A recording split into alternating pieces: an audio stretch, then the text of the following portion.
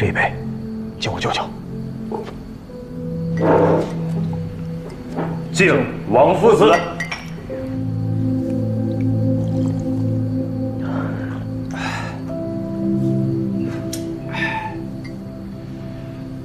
这一杯，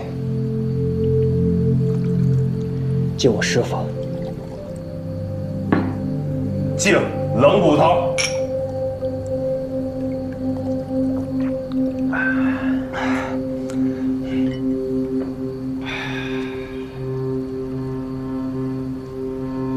这一杯，这一杯敬。这一杯敬谁？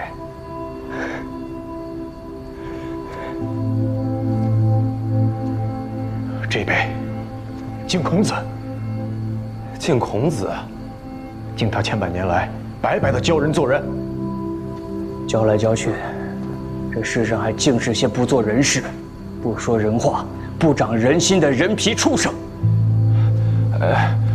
孔夫子，您老人家别动气，不是因为您教的不好，而是因为这做人啊，实在是太难了，太难了。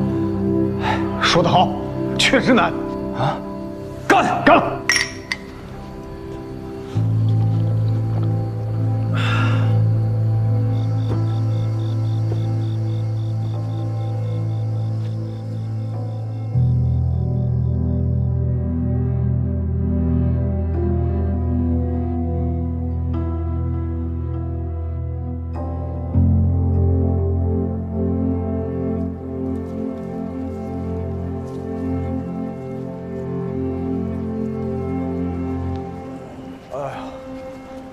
头好痛啊！喝碗醒酒汤就好了。真的吗？啊，在哪儿？前面那个汤饼铺的豆腐鱼爪汤最好。过了这个桥，进了那个巷子便是。自在川上曰：“逝者如斯夫。”自在川上曰。难不成这是那个跳了河的赌鬼？胭脂巷那个宅子的主人陈旺。这个案子一定和20年前那场大火有关。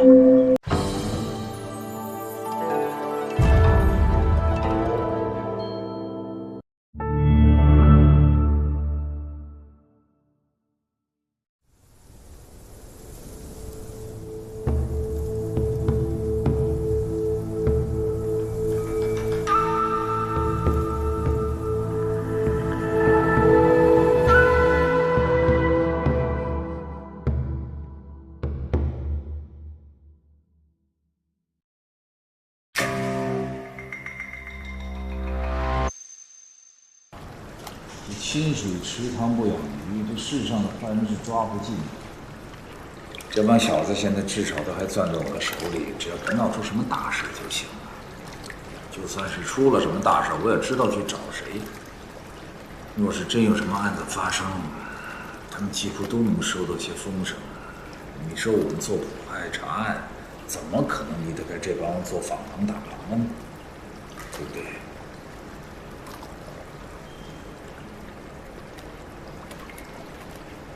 说话呀！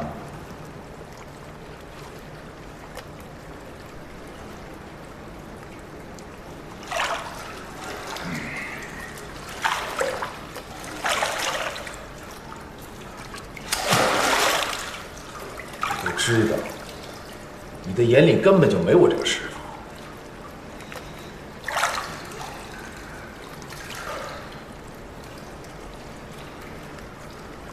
师傅，我给您搓搓背吧。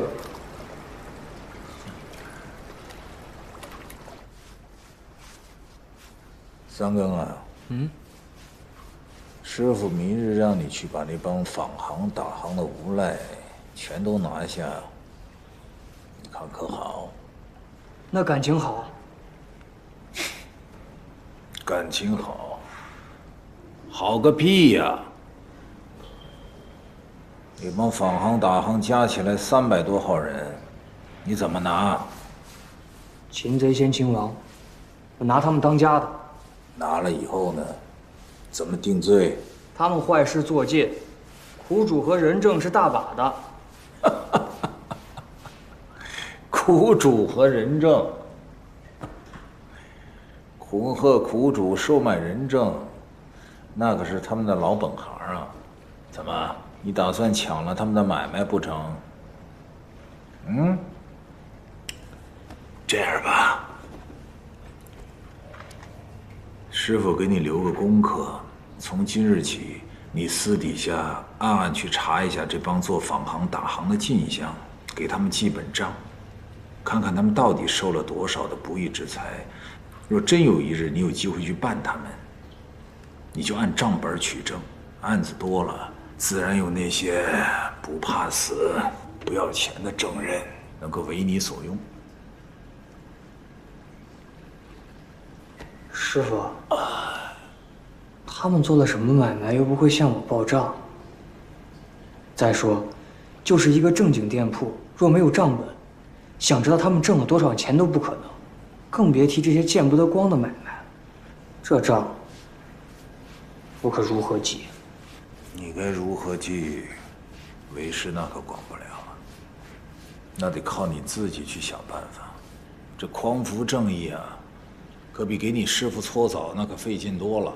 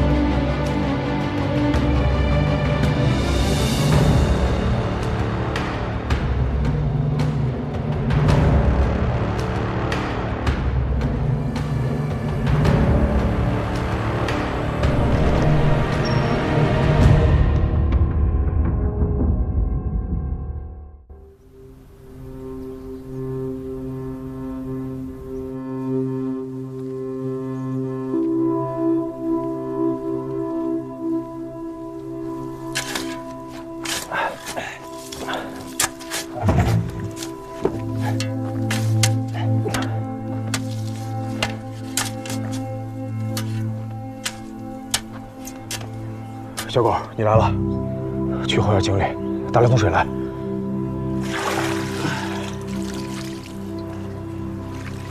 你们怎么想起来这时候种树了？哎，听说凤秀在家里出事了，我来看看他，结果就被抓来当苦力了。我本来是想把埋舅舅的坑填了，后来转念一想，反正坑在这儿，不如种棵树吧。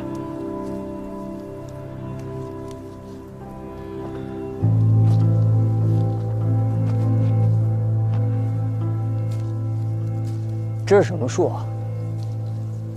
梅花。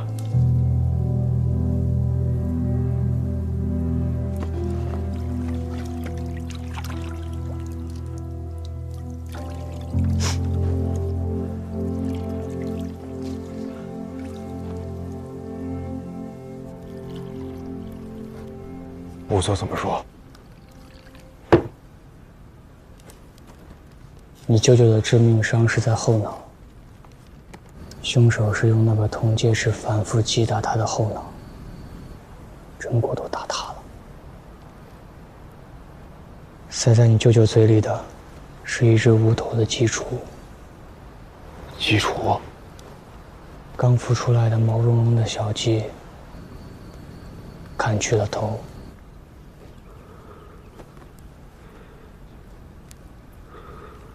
冯秀才。没事儿。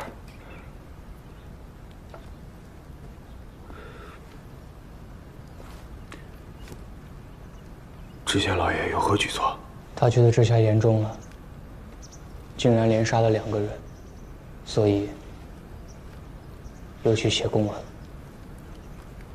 也就是说，他默认杀你师傅的，跟杀我舅舅的是同一个凶手，对吗？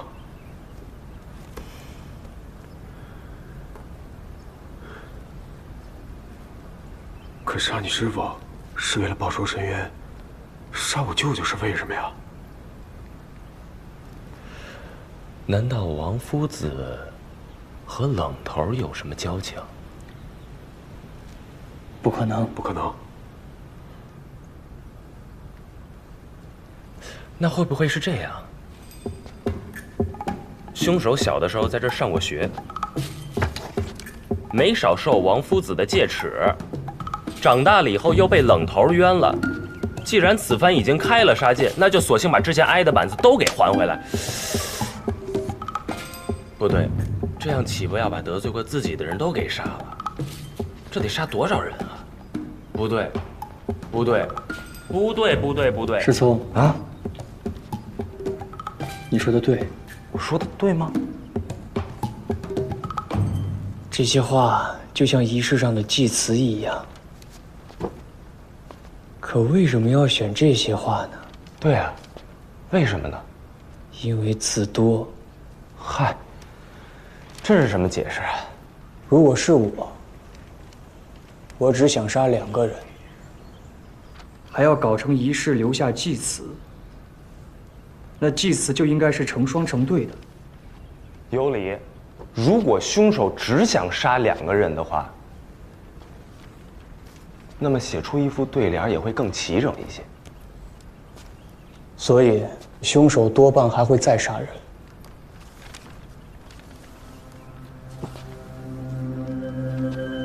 典籍万言，他为何偏偏引用这句？暮春者，春服即成。冠者5、6人，童子6、7人。欲乎夷，风乎舞于，咏而归。小狗长学问了。我最近也开始读《论语》了。这段倒是不难，说的是孔子和他4个学生在谈论抱负志向，前3个都说要当大官做大事，唯独到了曾皙这里的时候，他说了这段话。这我就不明白了。这段话说明了曾皙的境界。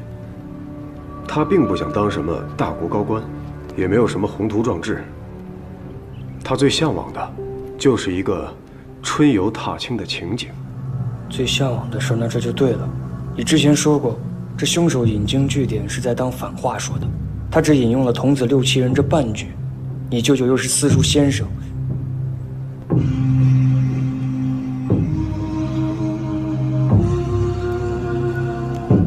直说无妨。如果原文说的真是向往之事，那反话的意思就是遗憾之事、后悔之事。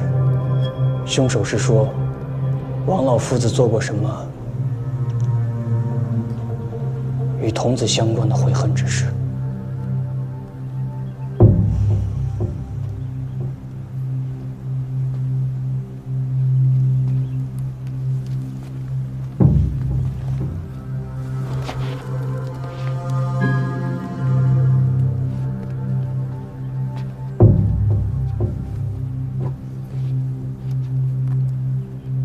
三哥，这个案子能不能由我来先查？你先查。我想自己查清楚，是因为这不仅关乎他是如何死的，更关乎他如何活过。你怀疑他做过什么不可告人之事？我怀疑他做过禽兽不如之事。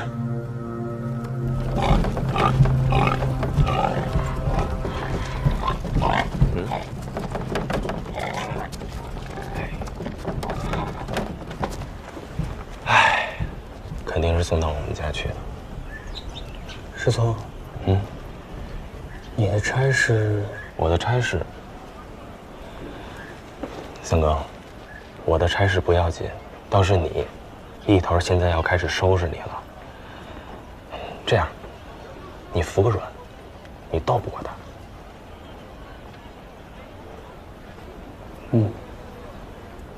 我给他准备了一份大礼。大礼65两，300两，80两。曲三更，你刚才说这是什么？这是师傅留给我的功课，我觉得对一头您有用。你什么意思？我听说法行打行拜您做了新的大当家。这帮混混自然要有人约束着。你师傅不在了，那就是需要我操这个心。怎么，你是心中不服吗？我服，我服，我自然明白，所以才把功课给您。这种糊涂账，鬼才算得清楚。有心算也不难。这我倒是头回听说，讲仔细点。这第一宗，最好算的，就是他们向小铺子、小买卖人收的进阶钱，捋着城里那几条街走几趟，庙会大集赶几次，挨家挨户的问一问，便就都知道，他们每个月是有固定进项的。要这么说，倒是不难。再就是赌场保局子和放贷收债的钱，这2笔钱月底都是要拿到钱庄去兑成银子的。不过具体的数量，他们自然不肯告诉我。我花了2、3个月的时间，盯了几个钱庄的记账学徒，抓着了些他们嫖宿暗娼、私通妇人的把柄，这才得到了些消息渠道。有点意思。再就是城里的那些窑子、下厨、暗门子，这2鼠3郎拐卖强抢的女子都是送到那些地方。亏了衙门里有几个哥哥常到那些地方走动，卖了谁，卖了多少钱，我就自然得知了。你不说，我也知道是哪几个哥哥。这自然是瞒不过一头的。大笔的是靠他们赌博做局、设套敲诈和制造冤案得来的房产田地，契约过手时俱要到衙门登记，我向文吏先生打听就是了。大概也就这几笔，难倒不难，就是有些费功夫。你花了多少功夫？大概3年吧。已经下了这么大功夫。只可惜那些撞太岁、扎火屯、天人跳、销赃绑架得来的赃钱，我就无从知晓了。三更啊，这可真是难为你了。是啊，师傅也说我不应该当他的徒弟，应该找个账房先生学徒。三更啊，这个账本我留下来慢慢细看。那，你能不能告诉我，他们1个月一共能有多少进项？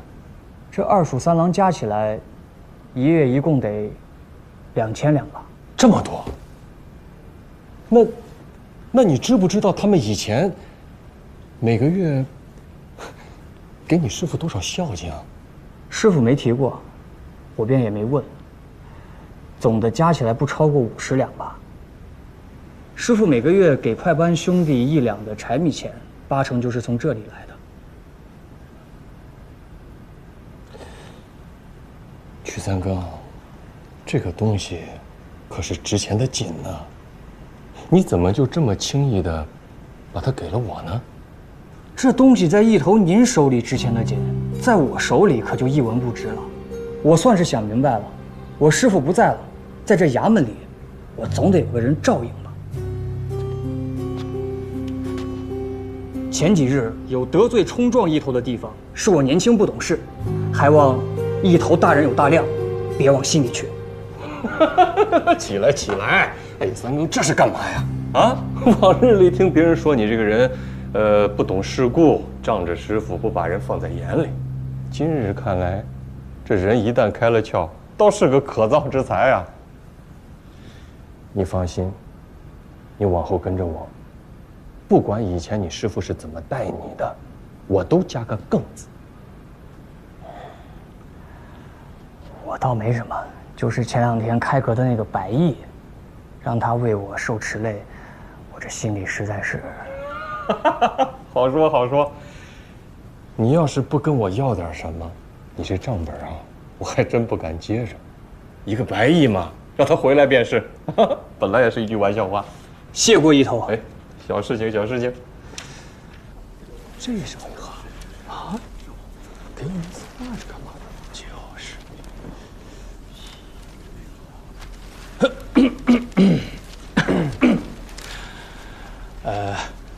冯小彩，哎，我们今日来此啊，是听说你要把今年剩下的书销银子退还给我们，可这字画，是何用意啊？不是我想退，不是你，那是谁？是家舅想退。王夫子。前日啊，家舅给学生托梦，托梦说有2件心事未了。第一个呢，就是这速修，收了学生的学费，却没能把所有的东西都传授给学生，他在天之灵，岂能安息啊？王夫子的确是有德之人呐。那这些字画，安顿完家舅的后事之后啊，他的那点积蓄也就所剩无几了。好在学生我在字画方面还有一些造诣，在这杜县呀也略有威名，莫不如就将这些字画抵给大家，当是偿还速修了。不知各位意下如何呀？各位家长，那你们意下如何啊？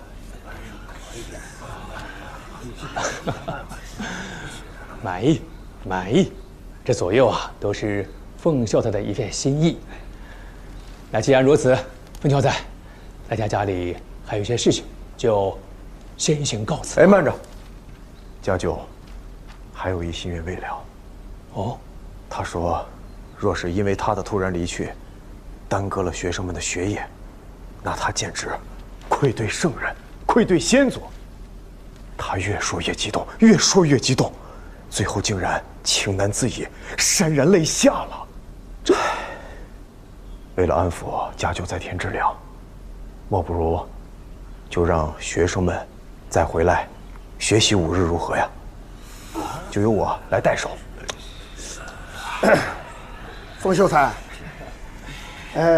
我等呢知道你是一片好心，也并不是信不过你，只不过呢，这吴累斋出了这等事，再让我们把孩子送过来，这个未免不太合适吧？啊？是啊，是啊，冯小才，我呢倒没什么忌讳，可这屋子毕竟是死过人的地方，在下那个犬子啊，又天生胆小，还望凤秀才多多见谅啊，多多见谅啊。这么说来，确实是学生欠考虑了。只是家舅啊，他说他要去家中为学生补课。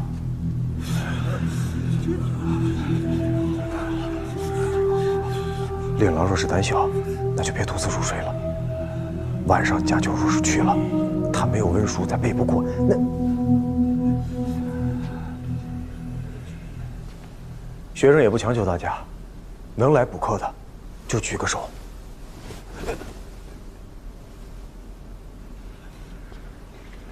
家舅，你可看好了啊！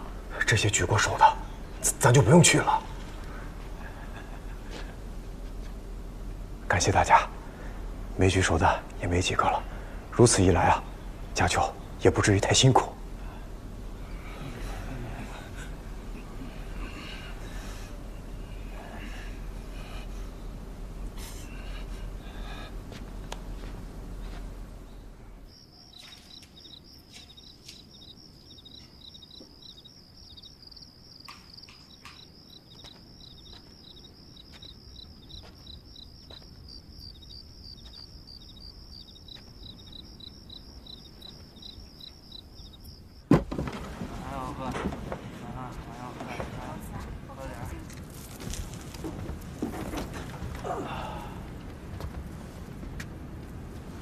宋老爷，下次教我作诗吧。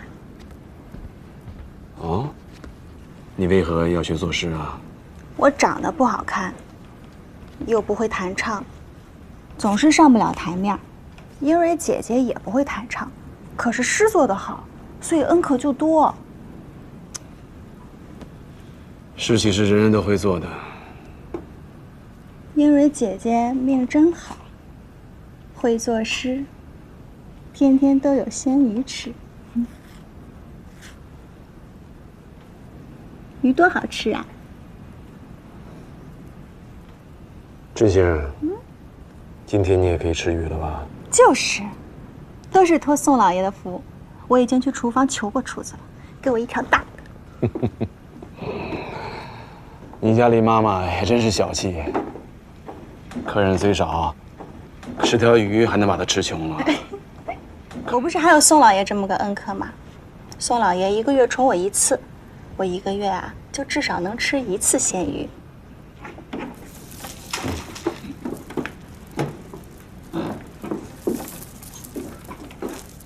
哎，春星，那这个月我再来一次可好？当然好啦。那您不会这个月来2次，下个月就不来了吧？那当然了，这个月再来就要去借钱了，那个下月不得还吗？那宋老爷还是下个月再来吧。1个月吃2次鱼，下个月没鱼吃，还不如1个月吃1次呢。真是为何呀？哎呀，管他下个月干什么？这个月能再吃1次，不好吗？不好，因为鱼是盼头啊。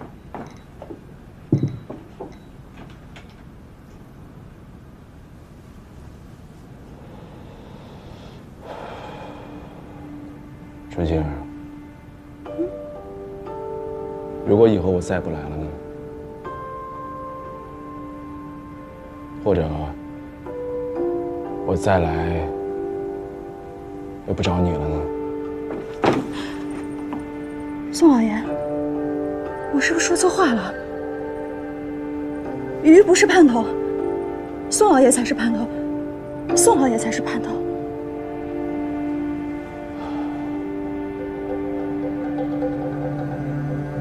春星，你的盼头应该是鱼，不该是我。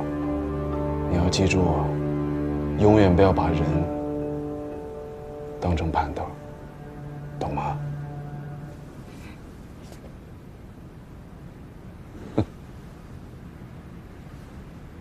好了，该走了。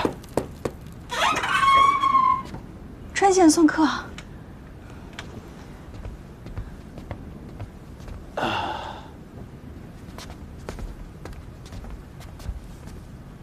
宋殿试，已经有朋友帮您会过钞了。朋友？是啊。宋殿试，就是这位朋友。宋典史，少见少见，您还记得小人吗？小人张继祖是薛举人的管家。我当是谁呢？原来是张管家。你手上的伤重不重啊？手上的伤，宋典史，您说的是？你我素无来往，若不是被银子咬了手，怎会替我会钞啊？宋典史，哎呦，小人送您了。我有驴了，要你何用？小人可以为您牵驴啊！哦，走。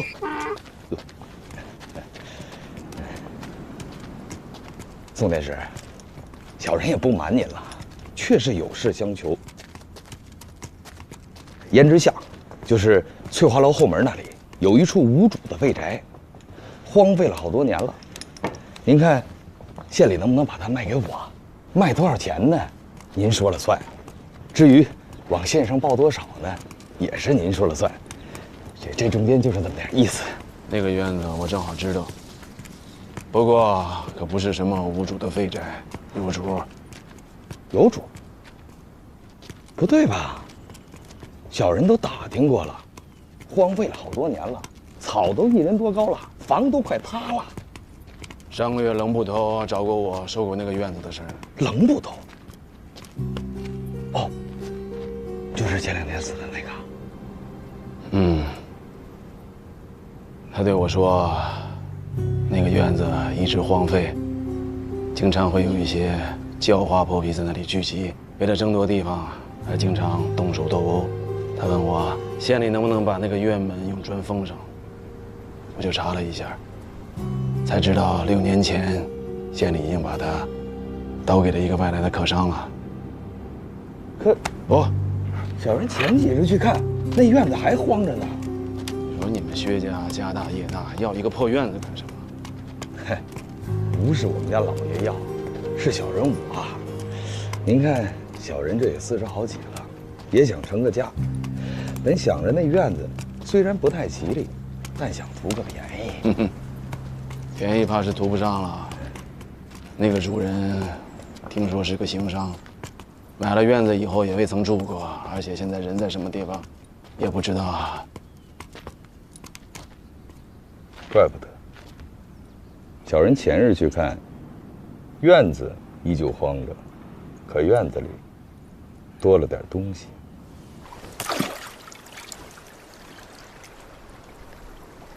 您是怎么知道那个院子的？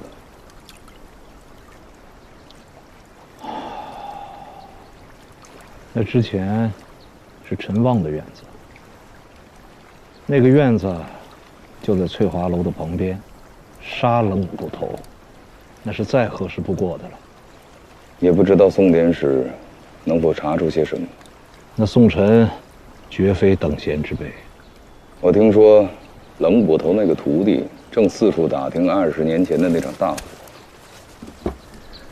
先盯紧他吧，那个陆直早已不在这世上了，看他们能查出什么。陆宅很大，有4进院子，有个角门离我很近，我记得真切，就那个角门的火势最猛了。火灾系意外引起，火烛倾倒引发大火，起火之处为正房，主人卧室蔓延四散，举宅皆燃。主人一家4口，主人陆进信，主母陆邹氏，长子陆不忧，次女陆平儿晋末，管家陆中，侍女16，海棠、仆妇张氏、李氏、季氏亦皆死于火灾。更夫曲天明救火时殒命。更夫曲天明，3更的爹。我想起来了，有个姓陈的，是陆家仆人，叫陈旺，他没烧死。听说他没烧死是因为有星宿照命。这个人本来就好赌，就趁这运势到省城大赌了一把，花里横财，还掷了骰子，好像在胭脂巷那边。胭脂巷，翠华楼后门那边。小人哪知道翠华楼后面在哪儿啊？那后来呢？后来他就运去没去了，听说是背离深寨，宅子也没了，就跳河死了。你说那人叫什么来着？陈旺。倒是有人说，陆家有个养子没被烧死，活下来了。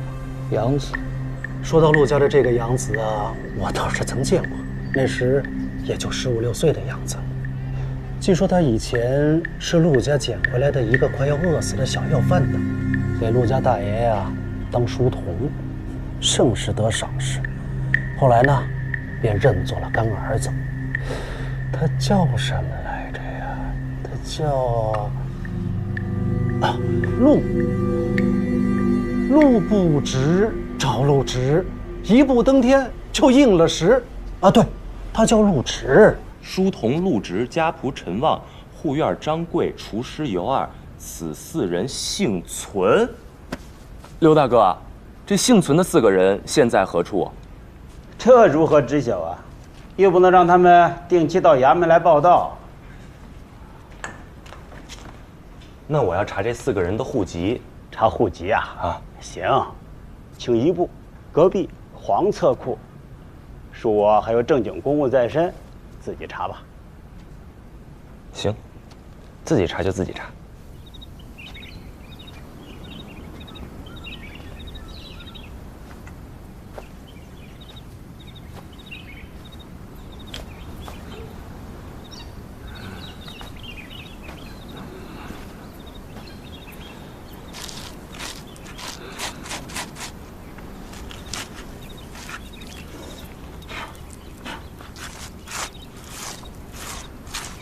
宋典史，胭脂巷那个废弃的院子，小人去勘察过了。有何结果啊？其一，院墙有个地方是新补的，看起来曾经是个洞；其二，显然是那石磨，那石磨什么都没磨过，因为无论磨米、磨面、磨豆子，那磨石上定会留下痕迹。这台磨干干净净的，然而奇怪的是，磨的周围有很多铝蹄子印，仿佛那铝负了重一般，全力在蹬地。宋典史说的是，余光拉磨不需用这么大力气。那院子就是师傅遇害的地方。何以见得啊？那院子在翠华楼后门旁边。翠华楼，翠华楼跟你师傅有何相干啊？接着说。我师傅是吊死的，那凶手定是顶死了院门，用什么东西引得师傅去钻了那墙洞。凶手定是在师傅钻洞时给他脖子上套了绳索。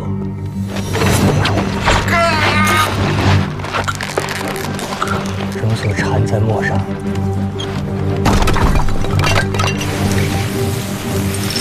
然后再用驴拉磨把师傅吊在桩子上。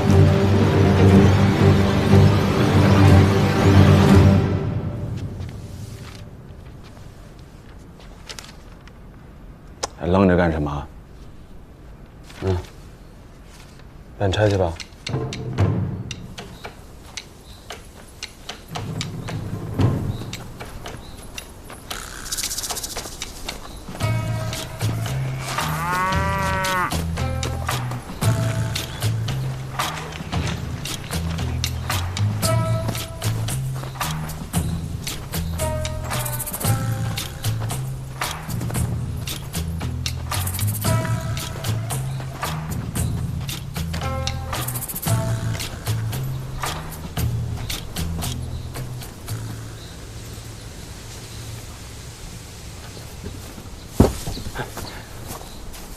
二位官差大老爷，有什么要小人做的，二位尽管吩咐。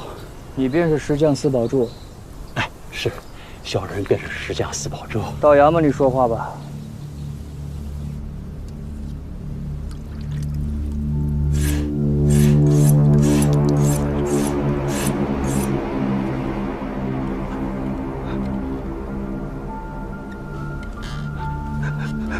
这个竹签子，一会儿从你的指甲盖底下钉进去，啊，顶多也就钉进去2寸吧，不过很疼的，一疼，兴许你就着了啊！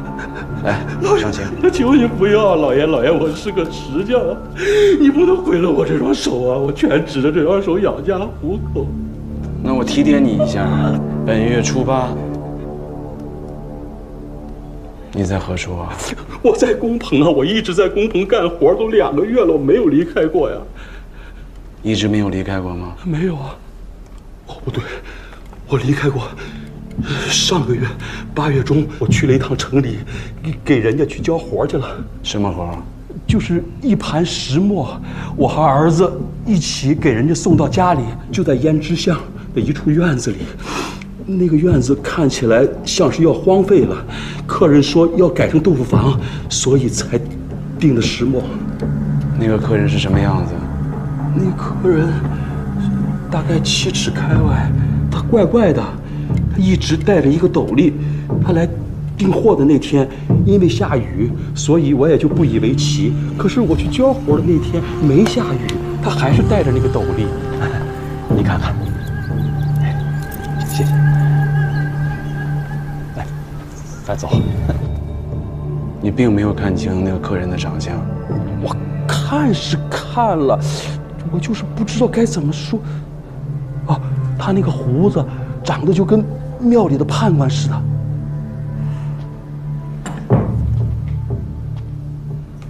还有什么吗？没有了，老爷，我都说了。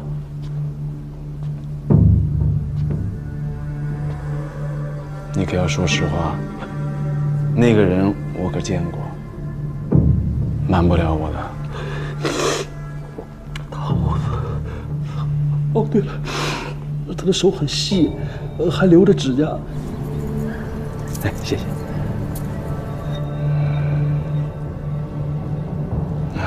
先收监吧。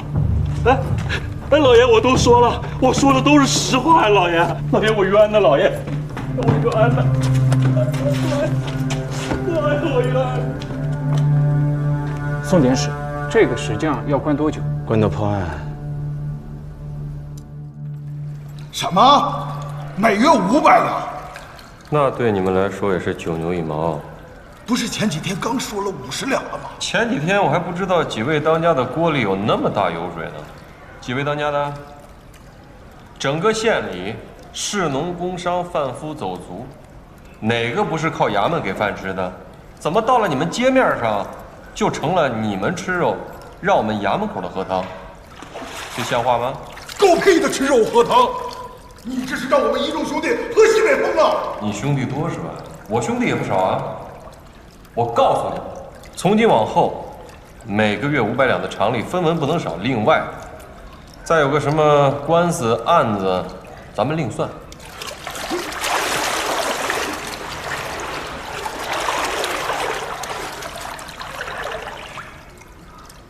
一头，咱们谈的是买卖，是生意。这生意，不能做成死意了呀。你冷不冷？水都凉了。来人，加点开水。来了。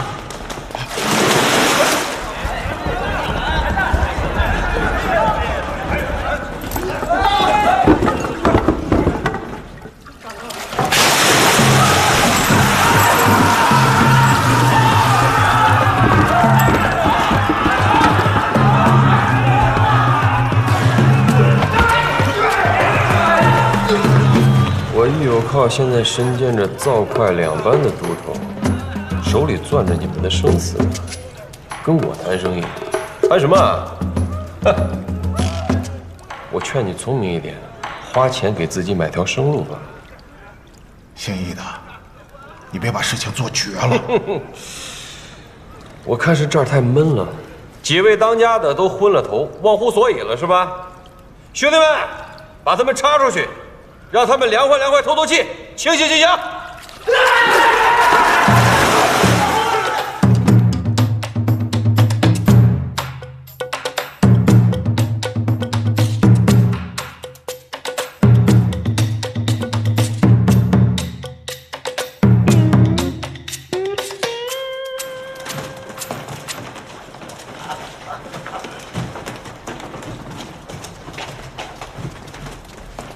光屁股实在不雅，给他们一条单子遮遮羞。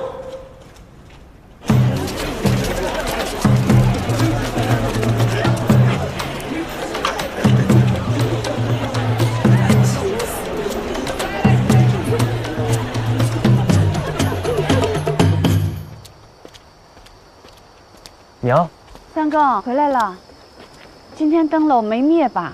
没灭，娘，亮着呢。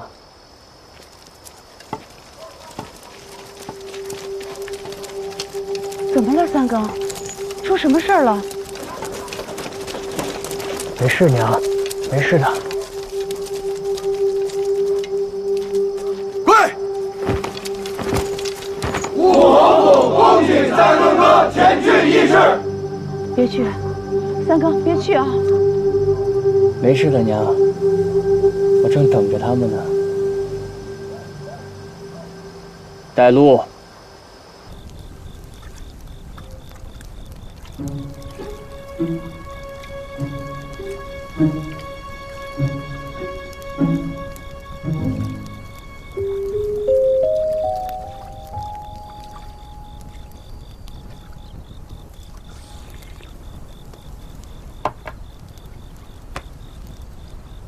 五位当家的，今日唤我来有什么事啊？三更啊，冷头的那个案子，我们其实比谁都上心。这些天我们尽力在查访关于那个案子的线索，倒是也查到了一些零碎的消息。哦。 平安里的赵寡妇最近勾搭上了脚行的二当家王顺。这赵寡妇死了的男人呢，叫吴金龙，当年因为斗殴杀人，也是被冷头给拿的。四眼井大街的刘石头前些天回来了。刘石头以前呢，因为偷盗被冷头拿了，当时打了40个板子。大侯爷，你拿过来我自己看吧。嗯。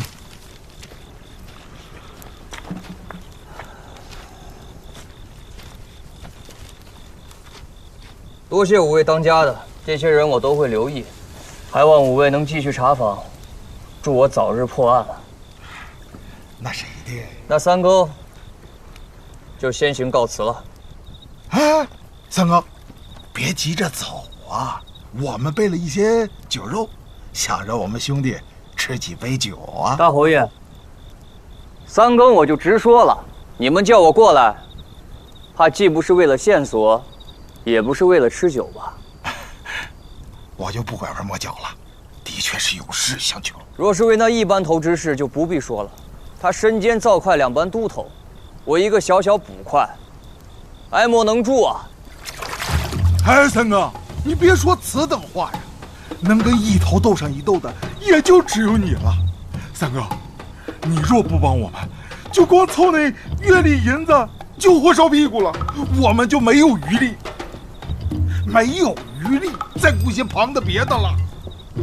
大侯爷的意思是，我若没有办法帮你们对付一头，你们也没办法查访师傅的案子喽？那不是心有余，但力不足嘛。侯爷，那一头呢，无非是个求财的，你们吓吓他也就行了。你们手底下的弟兄们上房揭瓦、偷盗放火，那都精熟得很。说句难听的，即便你们神不知鬼不觉地把他，对你们也该不算是什么难事吧？使不得，万万使不得。如何使不得？哎呀，三更啊，你可知道江湖上啊？ 他无论是劫道的、占山的，哪怕是入户行窃的，他都可以自称是绿林道，唯独我们法行、大行，他不能。这是为何啊？因为我们和你一样，都是衙门养的呀。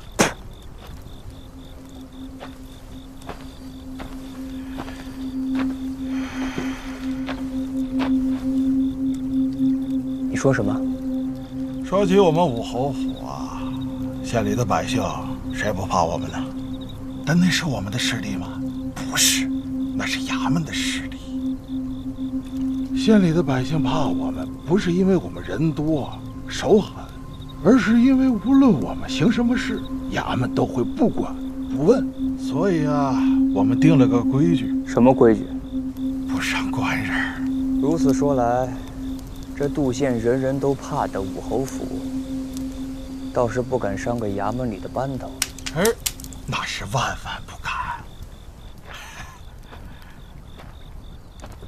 侯爷，我听说，在别的衙门口，你们坊行打行巴结的可不只是快班的捕头吧？按理说，这一县的典史掌管的是刑狱判决。 他应该才是正主，就像隔壁中县的那个马典史，那把兄弟们照顾他。哎，你再看看咱们宋典史，那是油盐不进，喜怒无常。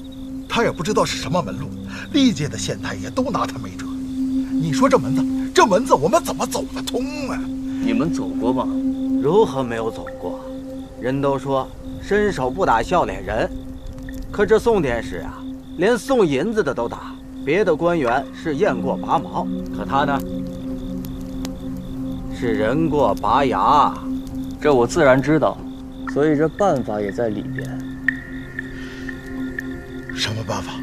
让那一班头去给宋典史送银子。不行，不行，不行，不行！连我等都知道那宋典史的秉性，他怎么可能自撞南墙呢？撞南墙能撞出银子来，那一头还不得活活撞死啊？我明白了，只要那银子够分量，我跟5位当家的打个赌吧。你们给他1000两银子，让他去找宋典史疏通个官司，你们猜他会私吞多少？我赌500两。这200两就是铺垫。游访国家说了，只要放了他们少东家，事后还有小姐。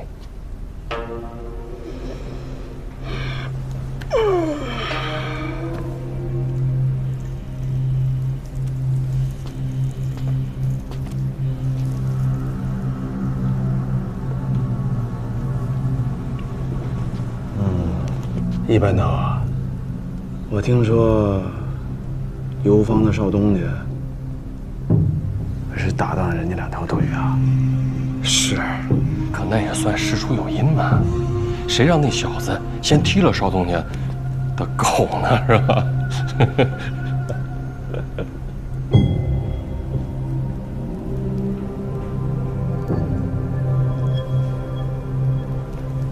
你是说？这200两银子可以买人的2条腿。您是嫌少啊？这好说呀，您说个数，我再去疏通疏通。啊，这个还是你说个数啊？那就300两。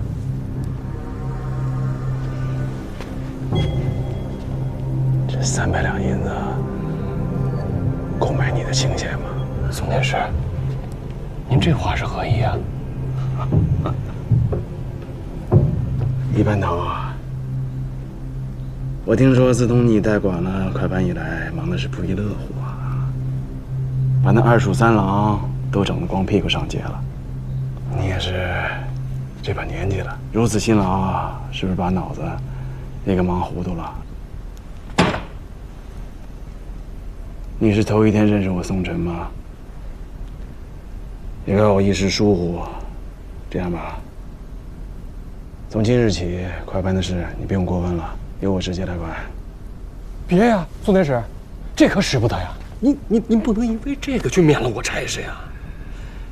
您要是觉得300两少，那就500两，1000两就够了。给脸不要！滚！1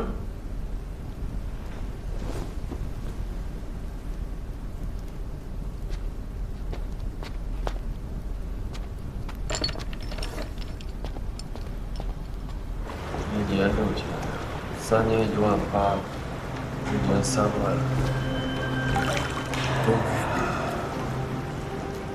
都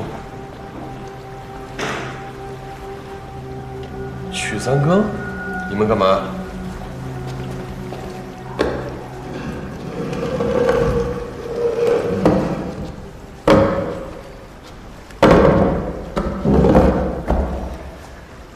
我遇到迎春院的老鸨子刘妈妈，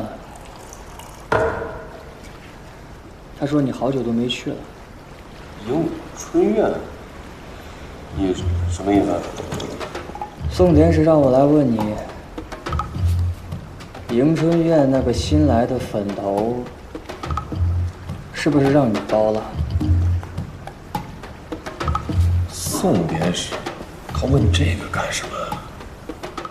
我也不知道，应该没什么大事，一头给我个话就是了。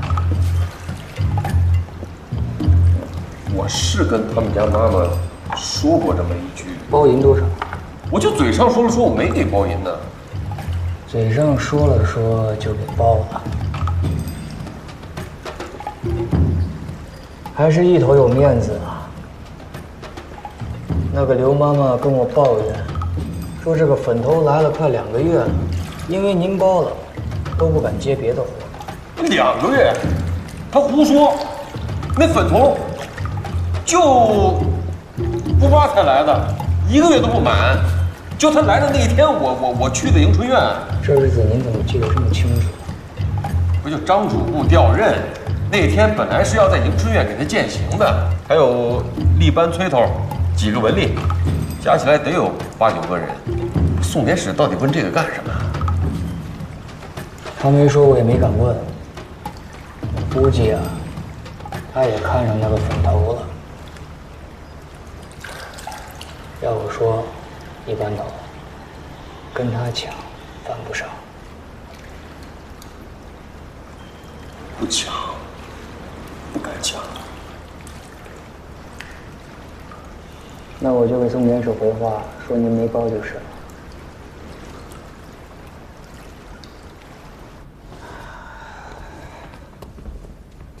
口供这就对上了。对上了。那个刘妈妈还有其他人，确实都是这么说的。说把他留宿在迎春院。冷头的确是在初8遇害的，所以他没嫌疑了。现下看是没有了。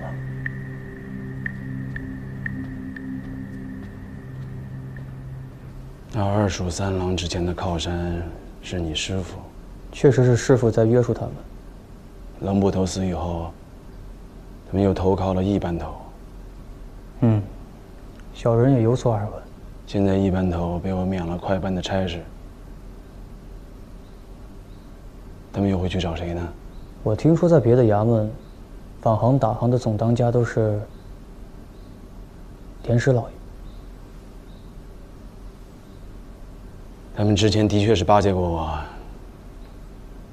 可是我觉得他们阿杂。不过这股势力的确有用得起。哎，曲三康，我看你行事伶俐，而且你师傅的手段看也应该看会了。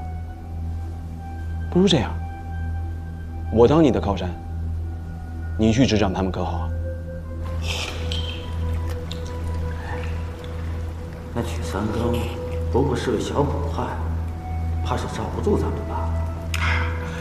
原本也没指望他罩着咱们，不过呀，是利用他把道行医的罢了。那以后咱们应该靠着谁呀？宋典史啊。宋典史，他也不收银子呀。那个宋典史阴气重，他戾气更重，估计是啊，写过操弄人心。你当我的左右手。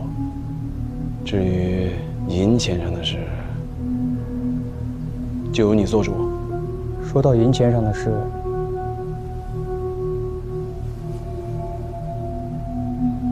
小人倒是有数的。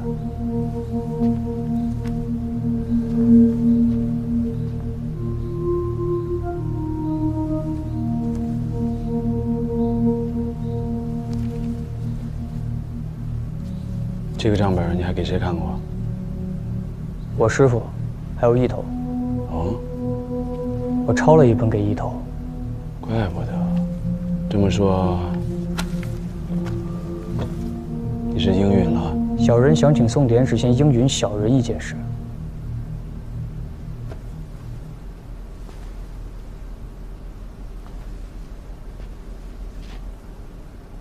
这账本上记的不仅是成千上万的银钱，更是桩桩件件的恶行。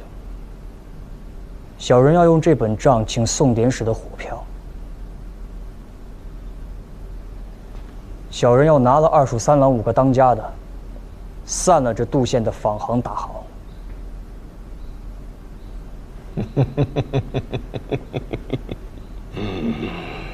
你怎知我是在试探你啊？小人好歹当了几年捕快，整日都在试探别人。你这个小捕快，倒甚是有趣啊！啊，那个大当家的皮糙肉厚，把他抓起来，审一审，动动刑，倒是件快事。那宋典史这是准了。嗯。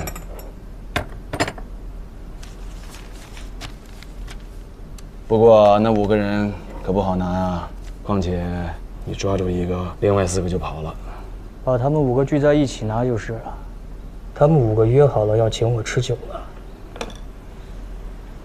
为何要请你吃酒啊？让一班头给宋典史送银子的主意，是小人出的。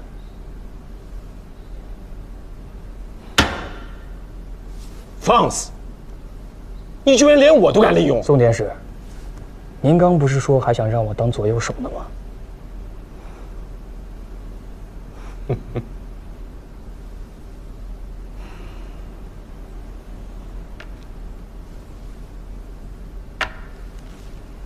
拿去吧。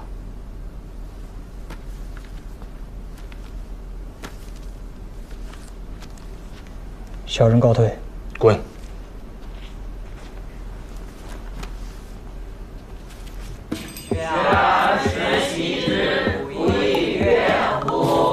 有朋自远方来，不亦乐乎？有朋自远方来，不亦乐乎？人先生，这个我们学过了。学过了，《论语》我们几个大的去年就学过了。哦，那老师考考你，温故而知新，下一句是什么呀？还不是学过了吗？先生，温故而知新可以为师矣。这句话的意思是温习旧的，而知道新的，就可以当老师了。哦，那作为老师，是不是应该提醒你温故而知新呢？继续，人不知而不愠，不亦君子乎？人不知而不愠，不亦君子乎？你们再来一遍。学而时习之，不亦乐乎？有朋自远方来，不亦乐乎？人不知。知道为什么我要留你的堂吗？王先生也会留堂吗？王先生倒是经常留堂，只不过没留过我。他都留过谁啊？有几个。写下来。啊，哦，好。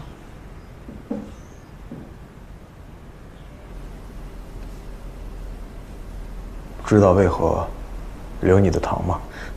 我知道。你知道？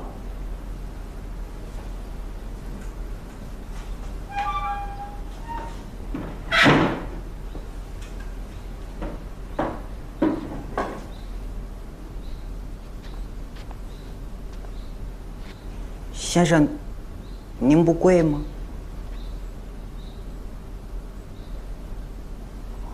哦，贵啊。啊。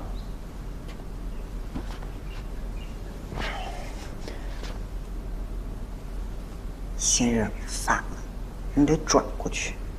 啊？你先生，不是，哎呀，先生。啊！你干什么？先生留堂不是一向如此吗？我舅舅一向如此啊！啊！啊！舅舅与我说过，日子久了，先生忘记了。那咱继续。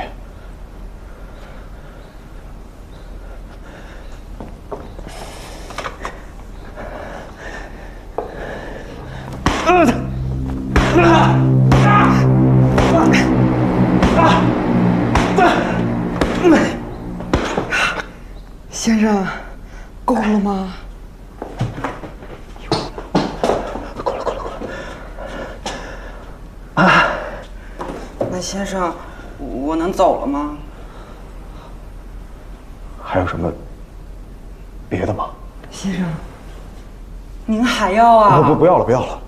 若是没有别的了，那就不要了。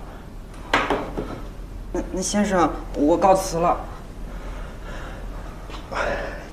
哎，对了，此事有没有跟旁人提起过？我也曾提起，我也曾提起，我跟我爹娘都没有说过。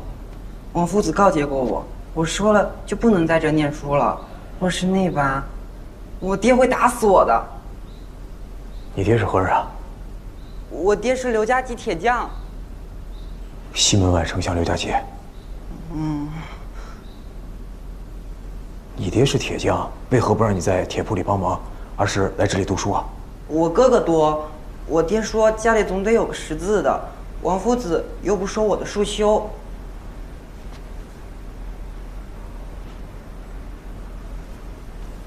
先生告辞。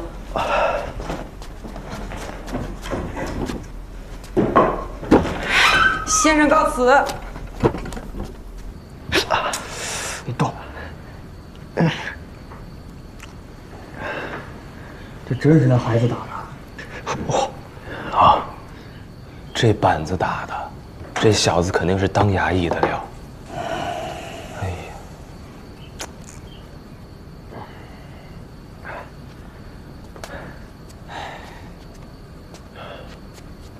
你们跟我说，那凶手把无头的鸡雏塞到我舅舅嘴里的时候，我还以为……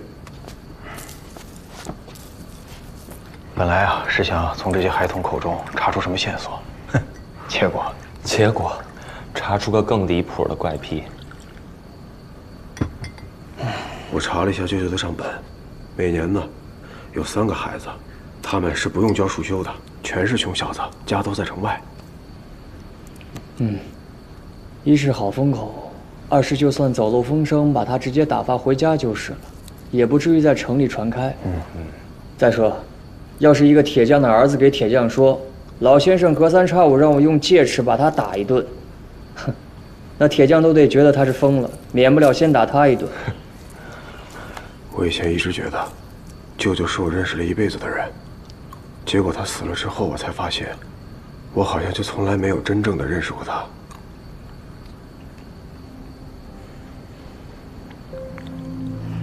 认识了一辈子的人，却好像从来没认识过一样。这一杯，敬我舅舅。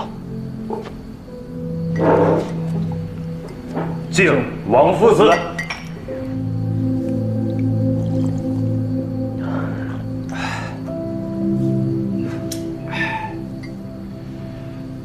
这一杯，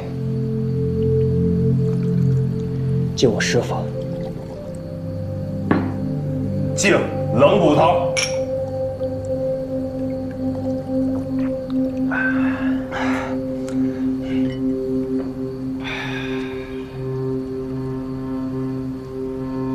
这一杯，这一杯敬。这一杯敬谁？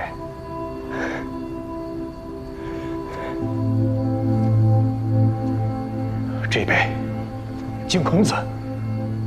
敬孔子，敬他千百年来白白的教人做人。教来教去，这世上还净是些不做人事、不说人话、不长人心的人皮畜生。孔夫子，您老人家别动气，不是因为您教的不好，而是因为这做人啊，实在是太难了，太难了。说得好，确实难啊！干！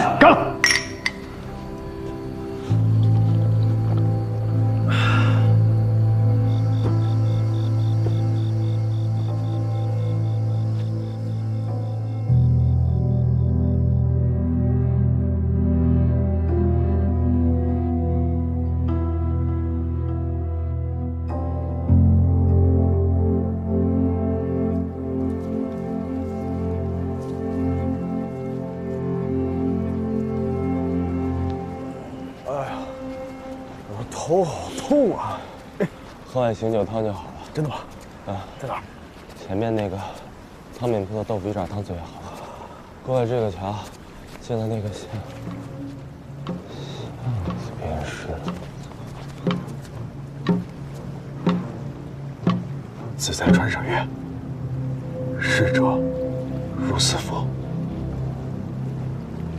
自在穿上月，难不成这是那个跳了河的赌鬼？胭脂巷那个宅子的主人陈旺。这个案子一定和20年前那场大火有关。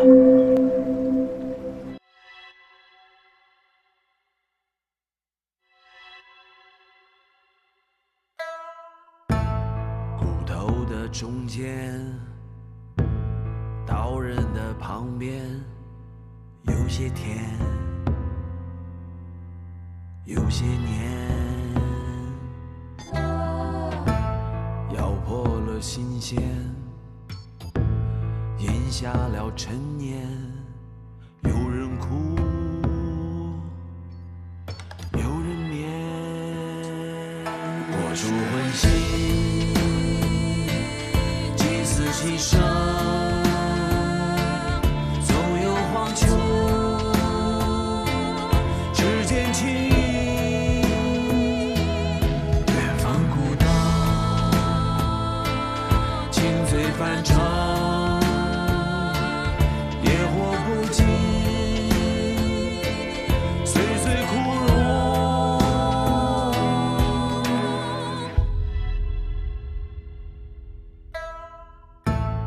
我负的炊烟，